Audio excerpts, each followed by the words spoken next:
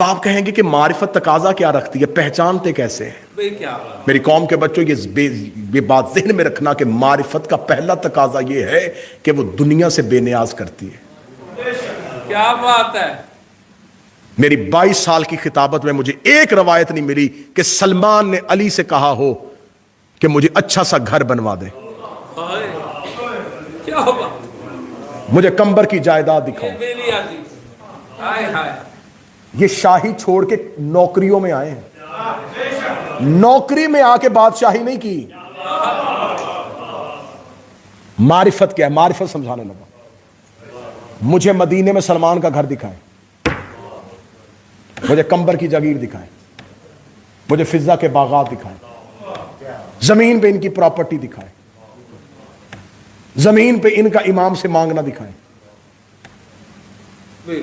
حضرت ابو ذر کا نام جندب بن جنادہ تھا۔ ابو ذر لقب دیا تھا رسول نے، ابو ذر، ذر کہتے ہیں دولت کو، دولت کا مالک۔ نبی نے کہا تھا ابو ذر، اور اپنا گھر نہیں تھا، اپنا گھر نہیں تھا۔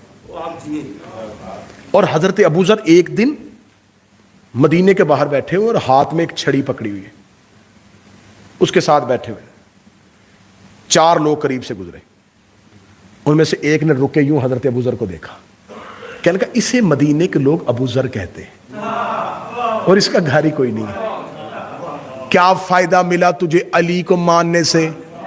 وہ دیکھ، اس نے اس کو مانا، اس نے اتنا وظیفہ دیا، اس نے اسے مانا، اس نے اس کو اس شہر کا حاکم بنا دیا، اس بندے نے اس کو مانا، اس نے اسے اتنی جاگیر دے دی، تو نے علی کو مانا، گھر بھی علی نے نہ دیا۔ اتنا کہنا تھا، ابو ذر نے فوراً اپنی چھڑی کو اٹھایا اور اٹھا کے کہا مستغنب ولایت امیر المومنین السماء و جند الارض۔ علی نے ابو ذر کو اتنا غنی کیا ہوا ہے، جب چاہو اس چھڑی سے آسمان زمین پہ اتار لو۔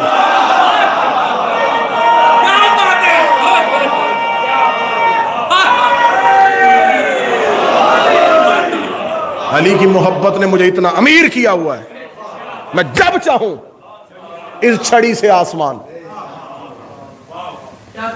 زمین پہ اتار دوں۔ اور علی کا نوکر جلال میں آیا تھا، یوں چھڑی اٹھائی ہے اور آسمان نے چلنا شروع کیا، زمین پہ چھڑی پھینکے کہ کہا ہے، حکم نہیں دیا۔ وہ یہاں زمین سے کچھ نہیں مانگتے۔ میں کربلا کی مقتل کا ضامن ہو کے کہہ رہا ہوں، 9 لاکھ یزیدیوں نے حسین کے نوکروں پہ پانی بند کیا تھا، ٹھیک ہے، نہ مانگتے یزیدیوں سے، نہ جاتے فرات میں کسی سپاہی سے پانی مانگنے، کسی ایک نے آ کے حسین سے نہیں کہا کہ ٹھوکر مار چشمہ نکال۔ مولا بند انہوں نے کیا ہے، تو نے تو نہیں کیا، وہ نہیں پلا رہے، تو تو پلا۔ اے فخر اسماعیل، وہ ایڑی رگڑ کے چشمہ نکال سکتا ہے، مار ٹھوکر، چشمہ نکال، پلا نوکروں کو پانی۔ انہوں نے حسین سے بھی پانی نہیں مانگا۔ معرفت دیکھو، حسین دیکھ رہے تھے کہ 3 دن میں کوئی ایک آ کے مجھ سے پانی مانگے، ایک نے بھی نہیں مانگا۔ یزیدیوں سے مانگتے تو وہ توہین تھی امام کے نوکروں کی، امام سے بھی نہیں مانگا۔ 3 دن بھوکے بھی رہے، پیاسے بھی رہے۔ آخری امتحان امام نے شب عاشور لے لیا، مولا نے کہا ان کو بہت بڑا ٹائٹل صبح ملنا ہے، انہیں کہا جائے گا ناصر رسول، ناصر توحید، اللہ کی مددگار، اللہ کے مددگار، انہیں کہا جانا ہے علیہ السلام۔ ایک دفعہ ٹٹول کے دیکھ لو، حسین نے کہا جنت دوں؟ انہوں نے کہا نہیں، جو امام سے جنت بھی نہ مانگے، یہ ہے معرفت کا درجہ۔ یہاں محبت ہے، معرفت نہیں۔ میں ہمیشہ ممبروں پہ کہتا ہوں، آج پھر دہرا دیتا ہوں، میں نے آج تک علم پہ چراغ منت کا دیکھا ہے، محبت کا نہیں دیکھا۔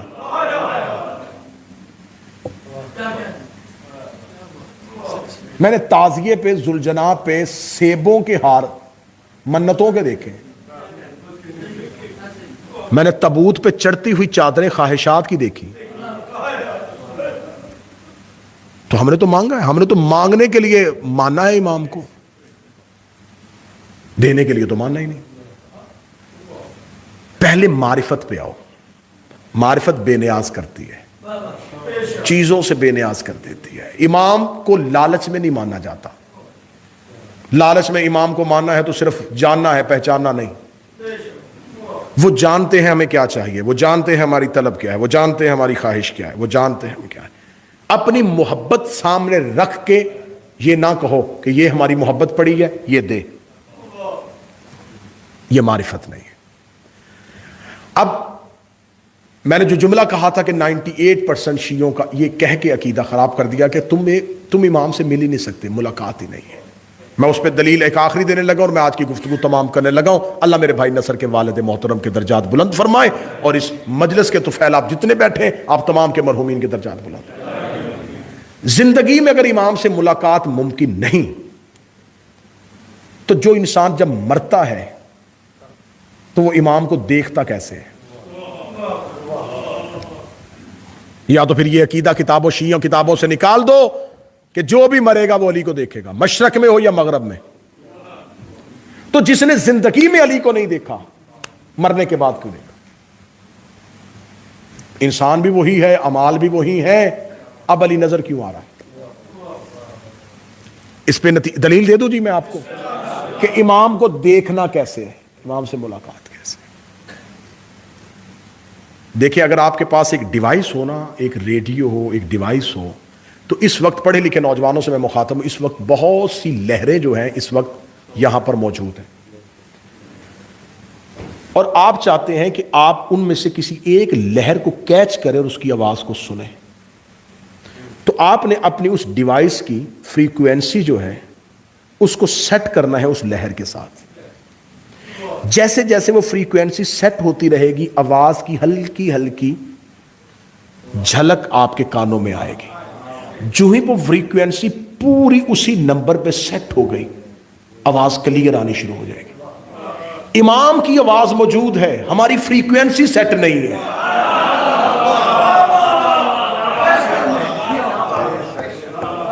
اس پہ دلیل دوں گا, اور یہی دلیل آج کی مجلس کا موضوع کا پورا نتیجہ ہے. ایک بندہ بھی یہاں سے عرفان لے کے اٹھا, میرا جہاں تک سفر ہوگا میری سانس بھی تسبیح بن جائے گی. انسان دو چیزوں کا مرکب ہے, نفس روح. بدن ان دونوں کا گھر ہے. جسم وہ گھر ہے جس کے اندر نفس اور روح رہتے ہیں, اور دونوں میں بنتی نہیں ہے. آپ کے اندر سے آواز نکالنے لگا ہوں, میں اگلی بات کہوں گا آپ کہیں گے یہ تو نہیں بول رہا, یہ ہمارا اندر بول رہا ہے, یہ تو ہمارے اندر کی تو بات کر رہا ہے. آپ نے صبح رات کو نیت کی یار صبح نماز کے لیے اٹھنا ہے, پورے ٹائم پہ آپ کی آنکھ خود بخود کھلی. کھلتی ہے کہ نہیں کھلتی؟ نیت کر لے تو کھلتی ہے کہ نہیں کھلتی؟ کھلی. اب جو ہی کھلی پہلی آواز اندر سے آئی, اٹھ ٹائم ہو گیا. دوسری آواز آئی, ابھی تھوڑا ٹائم ہے.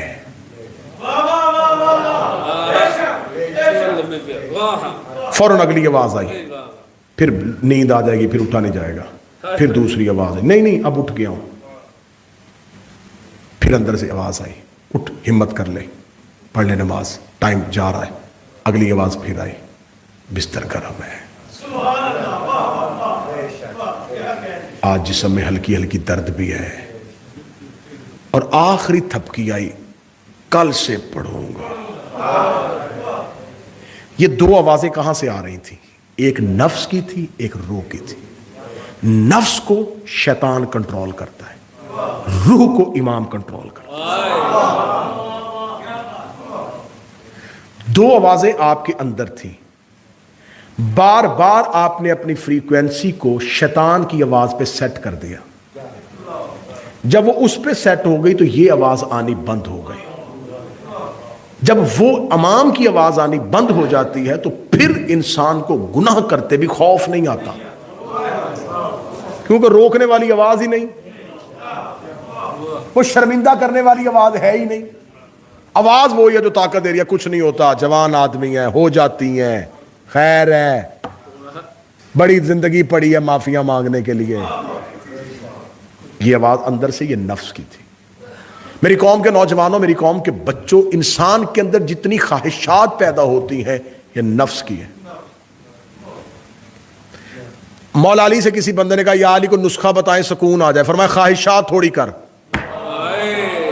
کیا نسخہ ہے؟ کیا نسخہ؟ بے سکونی آتی ہے خواہشات بڑھانے سے.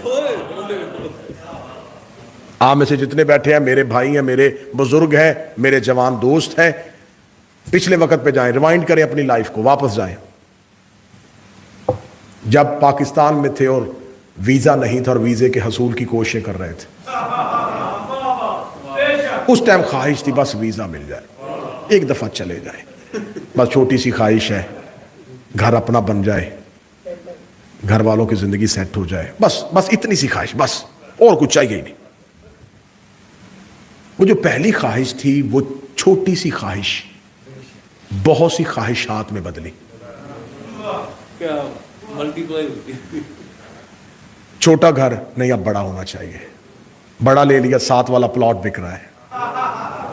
گاڑی چھوٹی ہے، بڑی ہونی چاہیے.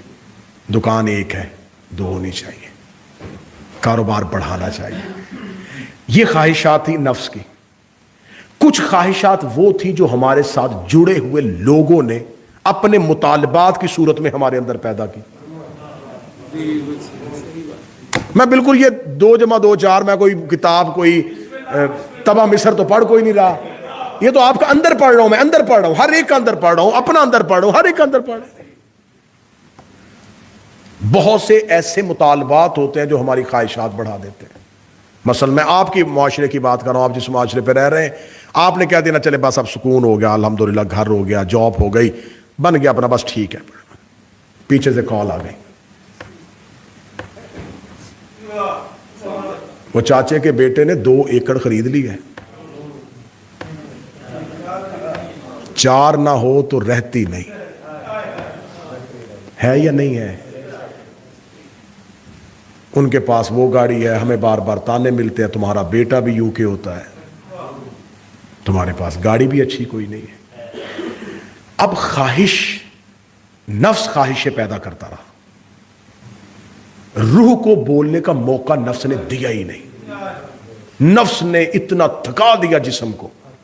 خوبصورت جملہ کہنے لگا ہوں، اردو ادب جاننے والوں کے لیے کہنے لگا ہوں، پوری تقریر بھولنا، اس جملے کو قول زری سمجھ کے یاد رکھنا. بدن وہ گھوڑا ہے جس پہ نفس خواہش کا تازیانہ مارتا ہے.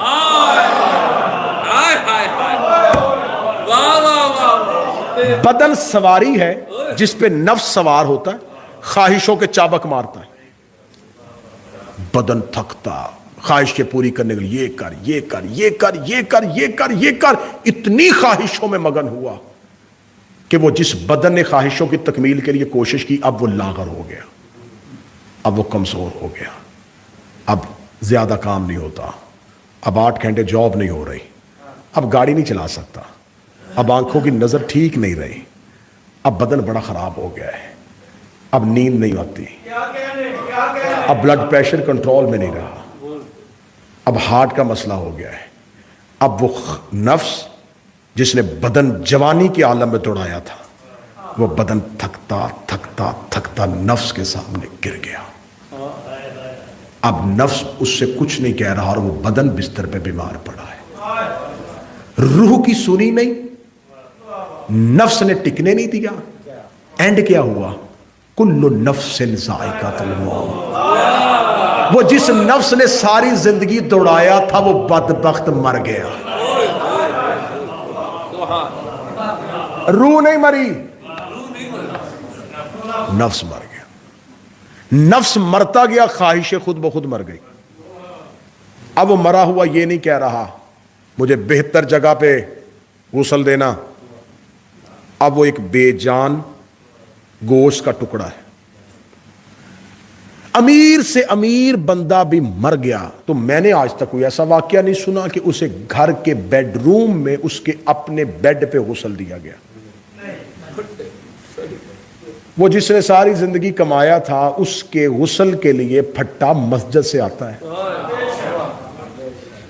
اور وہ مسجد میں اس نے دیا ہے جس نے باپ کے نام پہ خیرات کی ہے.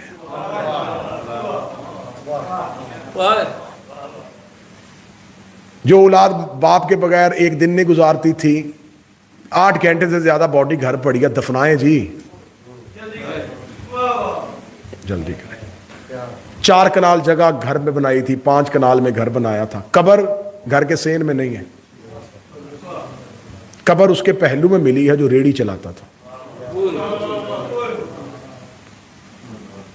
وہ جو پیچھے خاندان تھا، جو رشتہ دار تھے، جو اس کو ٹکنے نہیں دیتے تھے، یہ بھی کرنا، یہ بھی کرنا، یہ بھی کرنا، یہ بھی کرنا، یہ بھی کرنا، وہ کل پہ بیٹھے ہوئے کھانا بھی کھا رہے تھے اور اگلی پلاننگ بھی کر رہے تھے۔ دکان اب کون سنبھالے گا؟ بینک بیلنس کسی کے نام کر کے گیا ہے کہ نہیں؟ چیزیں کسی کے حوالے ہوئی ہیں کہ نہیں ہوئی؟ اب جب مرے تو امام نظر کیوں آیا؟ بس اس بات کو سمجھ لو تو پوری تقریر سمجھ لی۔ آج یہ کہنا امام سے ملاقات نہیں، امام کو دیکھ نہیں سکتے، امام سے مل ہی نہیں سکتے، امام تک پہنچ ہی نہیں سکتے، جو ہی مرے علی نظر آ گئے۔ علی اس لیے نظر آ گئے کہ نفس مر گیا، علی نظر آ گیا۔ نفس مر گیا، امام نظر آ گیا۔ مولا فرماتے زندگی میں امام دیکھنا چاہتے ہو، زندگی میں نفس مارو، امام نظر آ جائے گا۔ مولا حسین نفس مارو، امام نظر آ جائے گا۔ اس کا مطلب ہے کہ امام اور ہمارے درمیان جو پردہ ہے وہ نفس کا ہے۔ بہت ہی خوبصورت بات۔ نفس ہمیں امام کو، جس نے نفس مارا تھا وہ امام دیکھ رہے تھے اور دیکھ رہے ہیں۔ جن کے پاس خواہش نہیں ہے، جن کے پاس نفس مر چکا ہے اور صرف بدن میں روح زندہ ہے، ایسے افراد زمین پہ موجود ہیں۔ میں ان کو جانتا بھی ہوں جو اپنی روح کو جب جی چاہے نجف لے جائیں۔ اسے کہتے ہیں طی الارض، زمین کے فاصلے سمیٹ لینا۔ کیسے ہوتا ہے میں بتا دیتا ہوں، فارمولہ دیتا ہوں۔ آپ سوتے ہیں، سوتے ہوئے آپ نے خواب دیکھا کہ خواب ہے ایک بازار میں آپ دوڑ رہے ہیں اور کوئی شخص آپ کے پیچھے لگا ہوا ہے۔ تھوڑی دیر بعد آپ کی آنکھ کھلی تو آپ کا سانس پھولا ہوا تھا، ہے کہ نہیں ہے یار؟ بولے تو صحیح ہوا۔ سانس پھولا ہوا، دل کی دھڑکن تیز، ہارٹ بیٹ تیز ہے، گلے میں پیاس لگی ہوئی ہے، تو آپ تو بستر کے اوپر لیٹے ہوئے تھے، دوڑے بھی نہیں۔ بدن پہ یہ ہارٹ بیٹ تیز کیوں ہوئی؟ یہ سانس کیوں پھولی؟ پیاس کیوں لگی؟ اس کا مطلب ہے کہ جب بدن سو گیا تھا روح نکلی، روح نے جو کیفیت لی وہ بدن کو دے دی، اور جیسے ہی روح بدن میں واپس آئی تو وہ کیفیت ساتھ لے آئی، آنکھ کھلی اور وہی کیفیت زندہ ہو گئی۔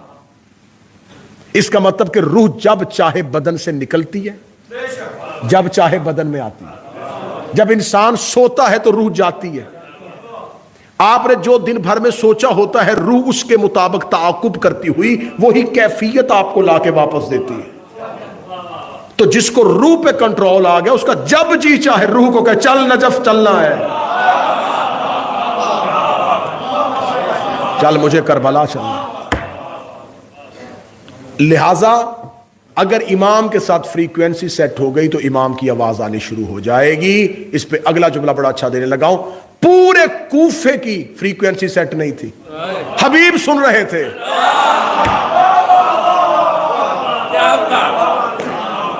صحیح سن رہے تھے، عابس شاکری سن رہا تھا، نافع بن ہلال سن رہا تھا۔ اس کا مطلب یہ نہیں ہے کہ امام سے ملاقات ممکن نہیں، ملاقات ممکن ہے، لیکن ملاقات کا طریقہ ہونا چاہیے۔ اس کے لیے 2 چیزیں ہیں، ایک تو معرفت امام ضروری ہے اور ایک نفس کو مارنا۔ جب تک تسکین نفس رہے گا تب تک قرب امام حاصل نہیں ہوگا۔ دونوں چیزوں میں سے ایک راضی کرنی ہے، یا نفس راضی کرو یا امام راضی کرو۔ اور علی وہ امام ہے جس نے اپنا نفس ہی توحید کو بیچ دیا۔ وَمِنَ النَّاسِ مَن يَشْرِي نَفْسَهُ ابْتِغَاءَ مَرْضَاتِ اللَّهِ، اور انسانوں میں ایک ایسا بھی رہتا تھا جس نے اپنا نفس ہی توحید کو بیچ دیا۔ اس نے کہا بار بار مجھے نہ بتا یہ کرنا ہے یہ کرنا، رکھ ہی تو جو چاہے، علی کرے گا وہ۔ جب علی نے نفس ہی بیچ دیا تو اب یہ سوال بنتا ہی نہیں کہ علی نے تلوار کیوں نہیں اٹھائی۔ علی فلاں سے کیوں نہیں لڑا، علی نے یہ کیوں نہیں کیا، علی کا نفس اپنے پاس ہے ہی نہیں. سوال یہ کرو اللہ نے موت کیوں نہیں دی، اللہ نے اسے مارا کیوں نہیں؟ کیونکہ علی کا نفس اللہ کا نفس ہے، علی ہے نفس اللہ. اور یہ کائنات میں واحد ہے جو ایک وقت میں نفس اللہ بھی ہے اور نفس محمد بھی ہے.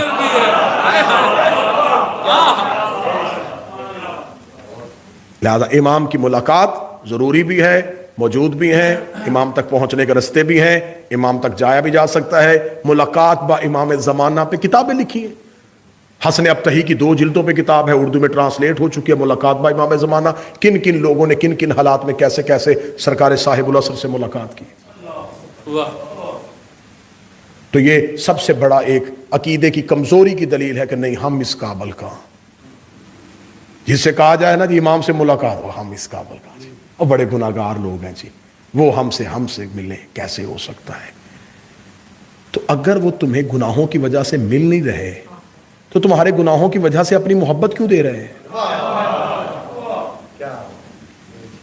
مولا نے فرمایا شیطان تمہارے دل میں جو مجھ سے دور کرنے کے لیے پہلا وہم پیدا کرتا ہے وہ یہ ہے کہ کہاں وہ کہاں ہم. اگر لفظ سنو گے زندگی تبدیل کرنا اس لفظ کی وجہ سے. مولا فرماتے سرکار صاحب العصر اگر ہم نے تمہیں تمہارے گناہوں کی وجہ سے دور کرنا ہوتا تو ہم اپنی محبت تمہیں دیتے ہی کیوں؟